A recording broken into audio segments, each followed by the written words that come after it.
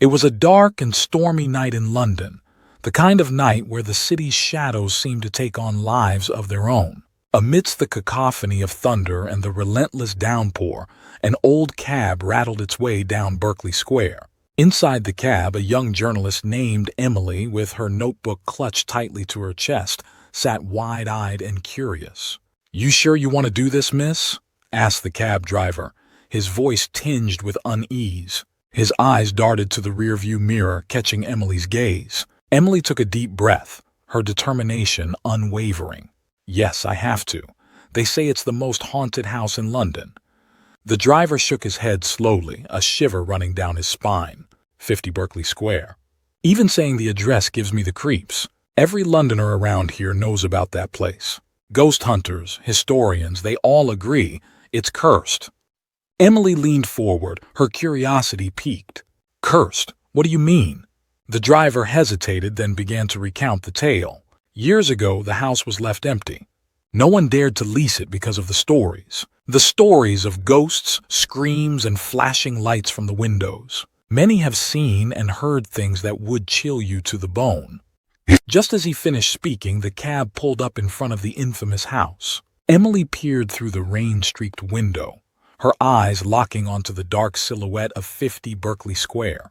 The house seemed to loom over them, its windows like black, soulless eyes staring back at her. Before Emily could respond, a bolt of lightning illuminated the house, casting eerie shadows across its facade. The driver shuddered and muttered, "You couldn't pay me enough to step foot in there." Emily smiled, albeit nervously, and handed the driver his fare. "Thank you for the ride. Wish me luck."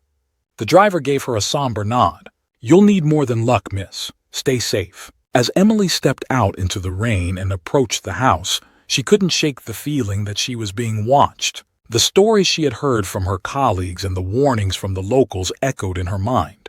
But her resolve was stronger than her fear. She was determined to uncover the truth behind the most haunted house in London, no matter the cost. As she reached the front door, it creaked open slightly, as if inviting her inside. She hesitated, then stepped into the darkness, her heart pounding with a mix of fear and excitement. Little did she know, the horrors that awaited her inside 50 Berkeley Square were far beyond her wildest nightmares. As Emily stepped into the grand, dimly lit hallway of 50 Berkeley Square, she felt a chill run down her spine. The door closed behind her with a loud creak, echoing through the empty house. She turned on her flashlight, the beam piercing the thick darkness, revealing dusty furniture and cobweb-covered corners. The air was heavy with the scent of old wood and something else, something rotten. Suddenly, the silence was broken by a faint, distant whisper. Emily froze, her heart pounding. "Hello? Is anyone there?" she called out, her voice trembling slightly. There was no response, just the oppressive stillness of the house.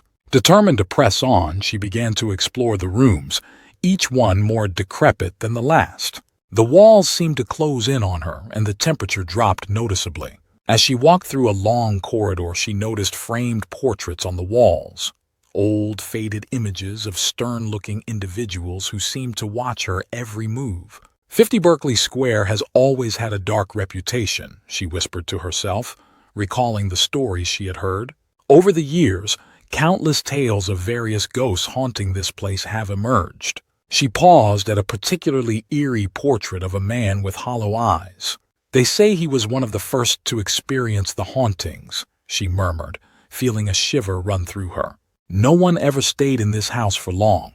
The screams, the strange lights, people were too scared to sign a lease." Emily moved on, entering what appeared to be a drawing room. Dusty furniture was draped with white sheets, and a grand piano stood in the corner, its keys yellowed with age. As she approached the piano, a sudden draft swept through the room, rustling the sheets and sending a cold shiver down her spine. "They say the house remained empty for years," she continued, speaking into her voice recorder. "No one dared to live here because of its notorious reputation." She was startled by a sudden noise, a soft, almost imperceptible sobbing. Following the sound, she found herself at the foot of a grand staircase. "Is someone there?" she called out again, her voice echoing up the stairs. The sobbing stopped abruptly, replaced by an oppressive silence. Just then she heard the faint sound of footsteps above her. She looked up, her flashlight beam shaking slightly. "This place, it's like it's alive," she whispered. She took a deep breath and began to ascend the staircase, each step creaking ominously under her weight. As she reached the top, she felt a sudden, inexplicable sense of dread. She turned a corner and found herself in a long hallway lined with more portraits and closed doors. "Many have reported feeling watched here," she said into the recorder. "Like someone, or something, is standing right behind them."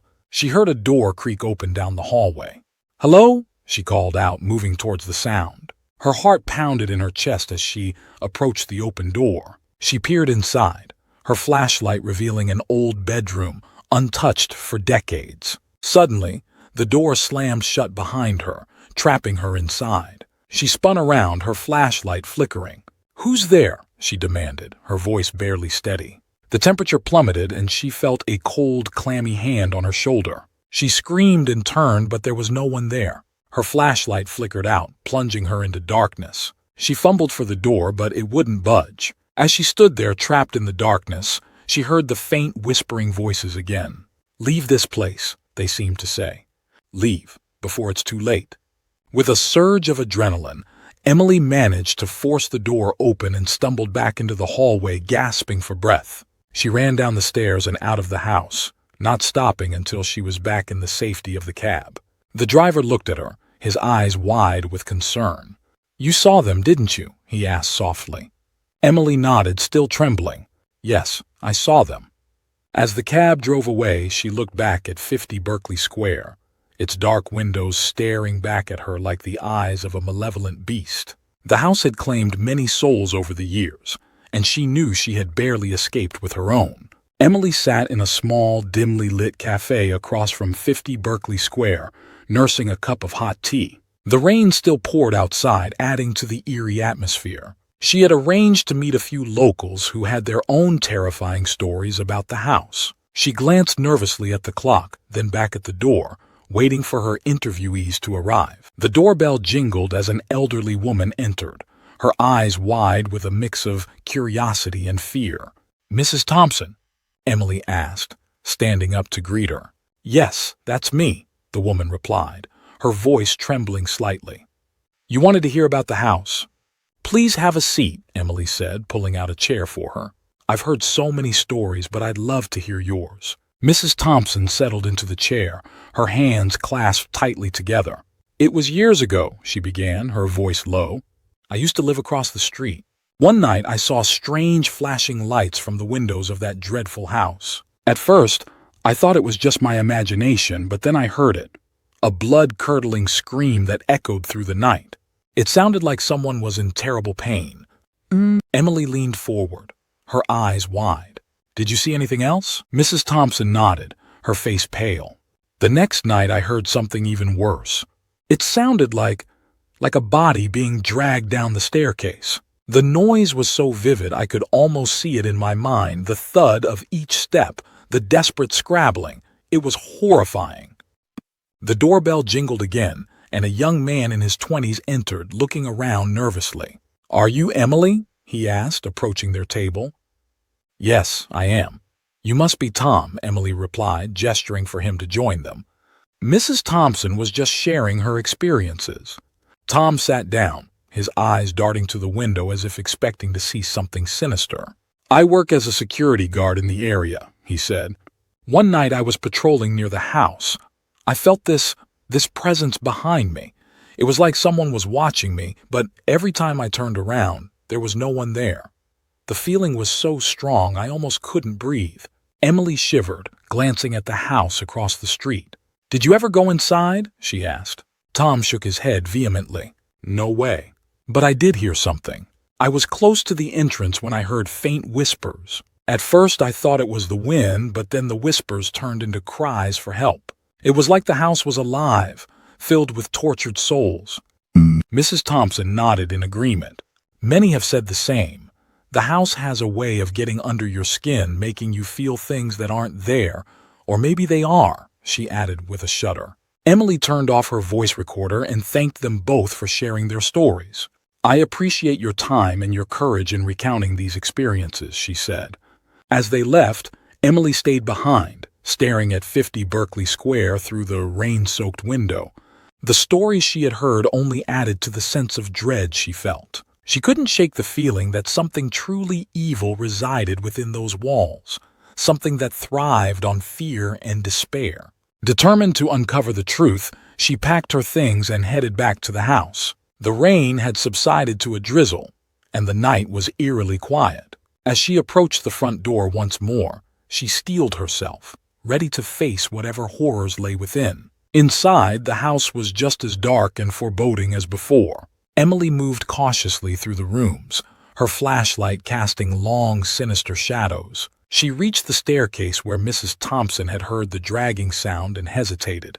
The air was thick with tension, and every creak of the floorboards made her heart race. Suddenly, a door upstairs slammed shut with a deafening bang. Emily jumped, her flashlight flickering. She took a deep breath and began to ascend the staircase, each step echoing ominously. As she reached the top, she heard it, a faint, ghostly whisper. "Help me." Emily's blood ran cold. She followed the sound to a small, dusty room at the end of the hallway. Pushing the door open, she found herself face to face with a large, cracked mirror. Her reflection seemed to waver, and for a moment she saw the shadowy outline of a figure behind her. Whirling around, she found the room empty. Heart pounding, she backed away, but the whispers grew louder, more insistent. Leave this place." Emily turned and fled down the stairs, the voices following her. She burst out of the front door, gasping for air, and looked back at the house one last time. The windows seemed to watch her, dark and unyielding. She knew she had to leave, but the house had left its mark on her. As she walked away, she couldn't help but feel that the spirits of 50 Berkeley Square would haunt her forever. Emily sat at her desk, her notes scattered around her. The stories of 50 Berkeley Square had been haunting her thoughts, and she knew there was one tale that stood out among the rest. The story of the two sailors. She picked up her pen and began to write, the details vivid in her mind. It was a moonless night when two sailors, James and Daniel, stumbled out of a nearby pub, their laughter echoing through the deserted streets of London. They had heard the rumors about 50 Berkeley Square, and in their drunken bravado, decided to investigate the haunted house for themselves. "Come on, James," Daniel slurred, his eyes glinting with mischief. "Let's see if those ghost stories are true. I bet it's all nonsense." James chuckled, but a part of him felt uneasy. "You sure about this, Dan? People say no one who goes in there ever comes out the same." Daniel waved his hand dismissively. "Just a bunch of old wives' tales. We'll be in and out, no problem." They approached the dark silhouette of the house, its windows like hollow eyes staring back at them. The front door creaked open as they pushed it, revealing the pitch-black interior. With a shared look of determination, they stepped inside, the door closing ominously behind them. The house was eerily silent, the only sound the sailors' footsteps echoing off the walls. They moved through the rooms, their laughter gradually fading as the oppressive atmosphere began to weigh on them. "Maybe this wasn't such a good idea," James muttered, glancing around nervously. "Don't be such a coward," Daniel scoffed.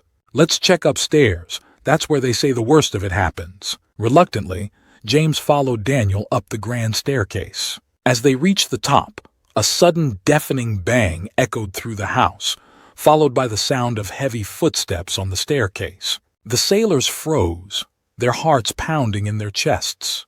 "What the hell was that?" James whispered, his voice trembling. Daniel's bravado faltered. I don't know. Maybe we should leave." Before they could turn back, the footsteps grew louder, accompanied by loud bangs on the doors. The sailors looked at each other, their fear palpable. Suddenly, a strange, shapeless brown mass began to materialize in the room. It was amorphous, its edges shifting and undulating, filling the air with a nauseating stench. The mass seemed to pulse with malevolence, a dark force that threatened to engulf them. "Run, James!" Daniel shouted, his voice breaking with terror. "Get out of here!" James bolted for the stairs, his mind a blur of fear and confusion. Behind him, he heard Daniel's screams, cut off abruptly. He didn't dare look back as he raced down the stairs and out of the house, the door slamming shut behind him. Panting and trembling, James stumbled into the street. He looked back at the house, its dark windows watching him like the eyes of a predator. He waited, hoping against hope to see Daniel emerge, but the house remained silent. The next morning, Daniel's body was found impaled on one of the iron railings outside 50 Berkeley Square. His face was twisted in an expression of sheer terror, his eyes wide open as if witnessing something unspeakable. The authorities were baffled, unable to explain how he had ended up there. James never spoke of that night again, his mind haunted by the horrors he had witnessed. The story of the two sailors became yet another chilling tale in the legend of 50 Berkeley Square, a testament to the house's malevolent power. Emily put down her pen, her hands shaking slightly. The story of the two sailors was a stark reminder of the darkness that lurked within 50 Berkeley Square. She knew she had to share these stories, to warn others of the dangers that lay hidden in the heart of London. But even as she wrote, she couldn't shake the feeling that the house was watching her, waiting for its next victim. Emily sat in the cafe once more, staring out the window at 50 Berkeley Square. The rain had finally stopped, but the clouds still hung low, casting a gray pall over the city. She sipped her coffee, her thoughts swirling with the stories she had collected. The house loomed in the distance, a dark sentinel standing guard over its secrets. Across from her sat Detective Harris, a grizzled veteran of the London police force. He had agreed to meet with her, intrigued by her investigation. "You've uncovered quite a bit about that place," he said, his voice gravelly from years of smoking. Emily nodded. "The stories are more than just urban legends. There's something truly sinister about 50 Berkeley Square. The tales of ghosts, the unexplained deaths, the eerie sensations people experience. It all points to something beyond our understanding." Harris leaned back in his chair, his eyes narrowing. "I've been on the force for 30 years and I've seen my fair share of strange things. But that house, it's different. There's a darkness there that you can feel in your bones." Emily looked down at her notebook, filled with the testimonies of those who had encountered the house's horrors. "Why do you think it has such a hold on people? Why does it remain a focal point for tales of the supernatural in London?" Harris sighed, running a hand through his thinning hair. "People are drawn to mysteries, especially ones that challenge their understanding of reality. 50 Berkeley Square embodies that. It's a place where the line between the living and the dead blurs, where the rules we take for granted no longer apply." He paused, his gaze distant. "I've seen grown men break down in tears after spending just a few minutes inside. The house feeds on fear, thrives on it. It's like it's alive, a malevolent force that draws strength from the terror it instills in others." Emily shivered, remembering her own brief encounter with the house. It's like it's waiting, watching. Every story, every encounter adds to its legend. People are fascinated by what they can't explain, and 50 Berkeley Square offers no explanations, only more questions. Harris nodded. "Exactly. The fear of the unknown is powerful, and that house is the epitome of the unknown. It's a dark mirror reflecting our deepest fears and insecurities. And as long as people are drawn to the supernatural, the house will remain a focal point for tales of horror." Emily closed her notebook, a sense of resolve settling over her. "Thank you, Detective. Your insights have been invaluable." Harris smiled, but it was a weary smile. "Be careful, Emily. That house has a way of getting under your skin. Don't let it consume you." As she left the cafe, Emily looked back one last time at 50 Berkeley Square. The house stood silent, its dark windows giving nothing away. She knew she would continue her research, but she also knew that some mysteries were meant to remain unsolved. The enduring fear and fascination surrounding 50 Berkeley Square would live on, a testament to the dark, inexplicable corners of the human psyche. And as she walked away, she couldn't help but feel that the house was watching her, its silent presence a constant reminder of the horrors that lay within. The legend of 50 Berkeley Square would endure, a chilling tale passed down through generations, warning of the darkness that lurks just beyond the edge of reason. And that concludes our journey into the terrifying tales of 50 Berkeley Square. Do you dare to visit, or will you let the legends remain hidden horrors in the shadows of your mind? Thank you for joining us on this chilling exploration. If you enjoyed this story, don't forget to hit the like button and subscribe to our channel for more spine-tingling tales. Leave a comment below with your thoughts or share your own ghostly encounters. We love hearing from our brave viewers. Follow us on our social media for updates and sneak peeks of our next haunted adventure. Until next time, stay curious, stay brave, and remember, some horrors are best left hidden. Sweet dreams.